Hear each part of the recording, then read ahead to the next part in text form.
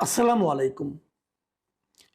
প্রিয় দর্শক, নির্বাচনে ভোট নিয়ে যখন আলোচনা হয়, কে জিতবে কে হারবে এটা নিয়ে যখন আলোচনা হয়, তখন পাশাপাশি কিন্তু একটা আলোচনা আমি ইদানিং শুনতেই পাচ্ছি।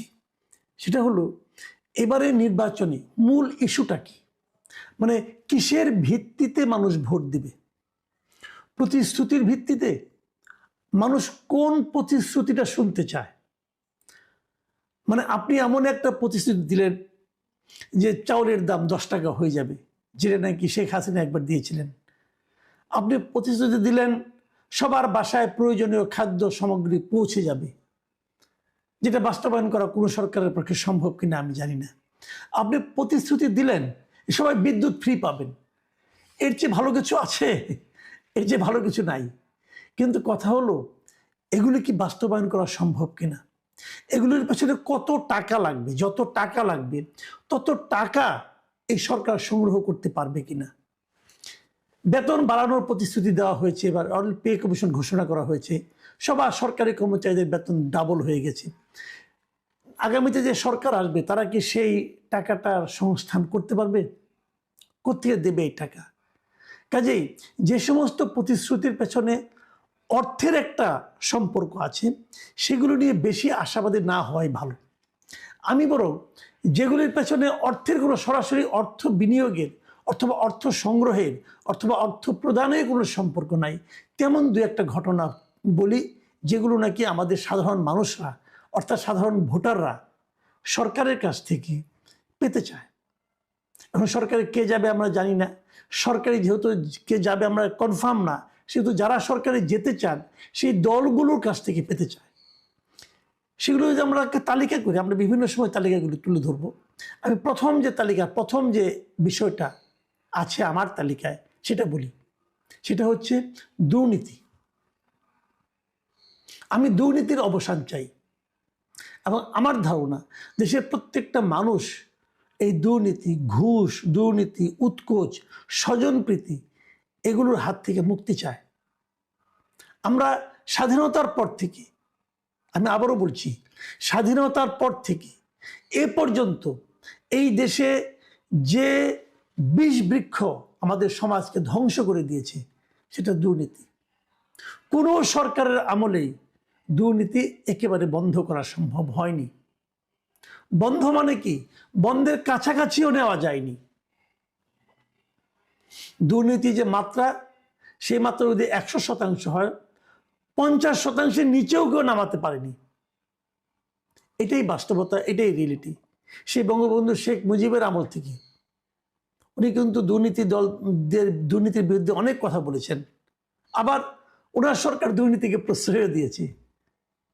আমরা পরবর্তীতে বিভিন্ন সরকার প্রধানের মুখে শুনেছি দুর্নীতির বিরুদ্ধে জিরো টলারেন্স, এবং দেখা গেছে ওনার আশেপাশে যারা আছেন তারাই দুর্নীতিতে এক একজন চ্যাম্পিয়ন হয়ে গেছেন। এগুলো আমরা দেখেছি।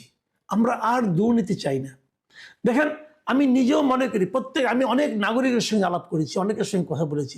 আমি কিন্তু এখনো, আপনারা যারা আমাকে চিনেন জানেন, তারা জানেন আমি কিন্তু এখনো রাস্তা দিয়ে, ফুটপাথ দিয়ে হাঁটি, প্রচুর হাঁটি।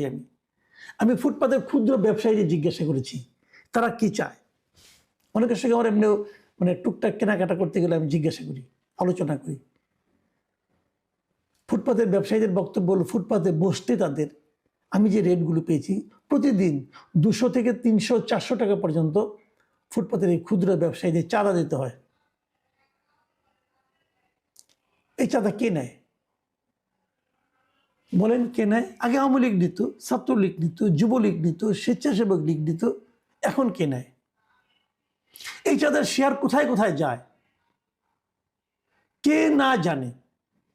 যে কোনো একটা র্যান্ডম একটা ব্যবসায়ীকে ডেকে জিজ্ঞাসা করেন, কারওয়ান বাজারে যান, কারওয়ান বাজারে যারা কাঁচা ব্যবসায়ী আছে তাদের জিজ্ঞাসা করেন আপনাদেরকে চাঁদা দিতে হয় কিনা।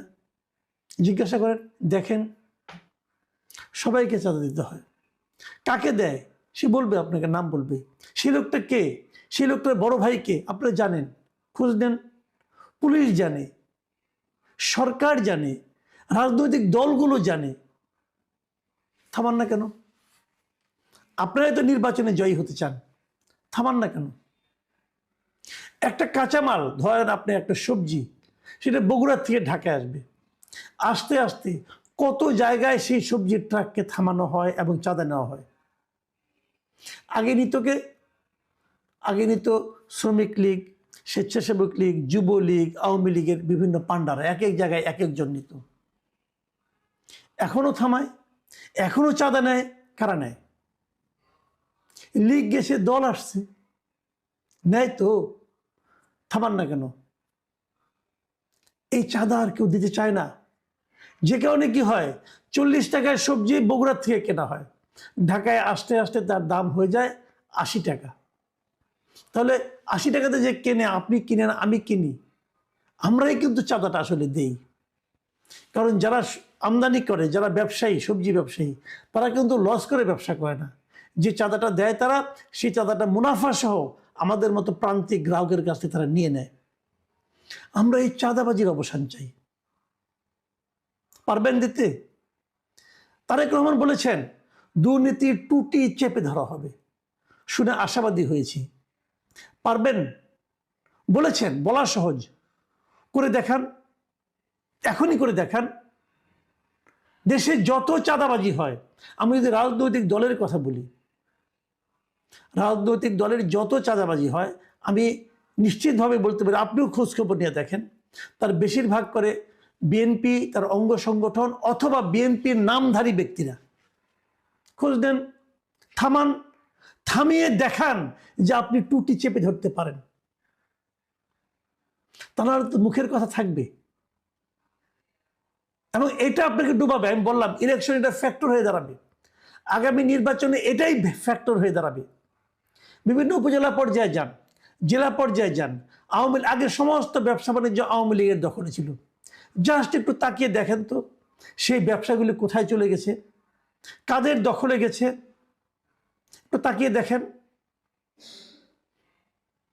যারা দখলে নিয়েছে তারা কি ব্যবসার মালিক ছিল? কি করে তারা ব্যবসাগুলি দখল করলো? এগুলো কিন্তু আপনি হয়তো, আমি একভাবে দেখি, আমি আরেকভাবে দেখি, কিন্তু ওই এলাকার মানুষ, তারা তো সবাই জানে যে এই ব্যবসাটা আগে এমুকের ছিল, এখন এই ব্যবসাটা তার কাছে চলে গেছে। যার কাছে গেছে তার দলীয় পরিচয় তারা জানে। এটাই নির্বাচনে আগামীতে পার্থক্যটা গড়ে দেবে। এই বিষয়গুলো পার্থক্য করে দেবে। যে কোনো, আপনি রাস্তায় যান, যানজট হয়, আপনি দেখেন রাস্তায় অবৈধ পার্কিং আছে কিনা? আছে। রাস্তা জুড়ে অবৈধ পার্কিং আছে। রাস্তার মধ্যে সার্বক্ষণিক। সিটি কর্পোরেশন থামায় না কেন? কে চাঁদা নেয়? সিটি কর্পোরেশন নেয়? পুলিশ নেয়? কে নেয়? ট্রাফিক নেয়? নেয়। থামায় না কেন? এইটা যে থামাতে পারবে, মানুষ তাকে ভোট দিবে। এবং সেই থামানোর নমুনাটা যে দেখাতে পারবে, দেখাতে হবে নমুনাটা, যে আমি দেখাচ্ছি, যে দেখাতে পারবে, মানুষ যাকে মনে করবে যে এই লোকটা ক্ষমতায় গেলে এটা থামাতে পারবে, তাকেই মানুষ ভোট দিবে। এটাই রিয়েলিটি। আমি মাঠ পর্যায়ে ঘুরেছি, অনেকের সঙ্গে কথা বলেছি। আমি যেটা বললাম, এটা আমার ব্যক্তিগত অভিজ্ঞতা থেকে বললাম। আপনারা আলাপ করে দেখেন, নিজেদের চামচাদের সঙ্গে আলাপ করেন না। আপনার আশেপাশে যারা আছে তারা আপনাকে খুশি করার জন্য কথা বলে। আমি এটা তারেক রহমানকে বলছি, আমি ডাক্তার শফিকুর রহমানকে বলছি। আপনাদের আশেপাশে আপনারা যাদের সঙ্গে কথা বলেন, তারা আপনাদেরকে খুশি করার জন্য কথা বলে। মানুষের কাছে যান, খবর নেন। প্রত্যন্ত অঞ্চলের খবর পাওয়া কঠিন ব্যাপার না। পত্রপত্রিকাগুলি দেখেন, তাও হবে। পত্রপত্রিকা খুলে আমরা তো সাধারণত ফ্রন্ট পেজ দেখি, ফ্রন্ট পেজ না, ভেতরের পেজ দেখেন, দেশের খবর দেখেন। ওখানে দেখতে পারবেন চাঁদাবাজি কোথায় হচ্ছে, দেখতে পাবেন অন্তর্দলীয় কোন্দল কোথায় হচ্ছে, অন্তর্দলীয় কোন্দল কি নিয়ে হচ্ছে, দখলদারিত্ব নিয়ে হচ্ছে, চাঁদাবাজি নিয়ে হচ্ছে। দেখুন, নির্বাচনে একটা কথা উঠেছে, সেটা হলো যে ঋণ খেলাপিদের কাউকে কাউকে ছাড়া হচ্ছে, কাউকে কাউকে ছাড়া হচ্ছে না। ঋণ খেলাপির প্রশ্নটা তো উঠেছে, তার মানে কি ভদ্রলোক ঋণ নিয়েছেন, হয়তো সামান্য একটা দিয়ে রিশিডিউল করে মোটামুটি একটা জায়গায় আসছেন। আপনি তো আইনের ফাঁক দিয়ে ঢুকে গেলেন, কিন্তু আসলে কি আপনার লোক ভালো? আসলে তো আপনার মতলব টাকা মেরে দেওয়া। মেরে দেওয়া নয় কি? মেরে দেওয়া স্টেট কথা। আমি উভয় দলকে বলবো, যাদের এরকম ব্যবসায়ী প্রার্থী আছে তাদেরকে বলেন নির্বাচনে বিজয়ী হওয়ার 6 মাসের মধ্যে পুরো ঋণ শোধ করতে হবে। এই খেলাপি মেলাপি রিশিডিউলের মধ্যে থাকলে হবে না। এই তাইরে নেড়ে করে এরা ব্যাংক লুট করবেন, এটা চলবে না। ব্যাংক লুটেরাদের এই দেশের মানুষ আর ভরসা করতে পারে না। যারা মিথ্যা হলফনামা দিয়ে নির্বাচনে যাচ্ছেন তাদের ব্যাপারে সতর্ক হন। মিথ্যাবাদীদের এই জাতি ঘৃণা করতে চায়। মিথ্যাবাদীদের নিয়ে দল গড়েন না, ঋণ খেলাপিদের নিয়ে দল গড়েন না, ঋণ খেলাপিদের এমপি বানায়েন না। আপনি কি করবেন জানি না, মনোনয়ন কে কে দিয়েছেন, কার সঙ্গে কি সম্পর্ক, আপনাদের ব্যাপার। জনগণ দেখবেন ঠিকই সিদ্ধান্ত নেবে, জনগণ ঠিকই সিদ্ধান্ত নেবে।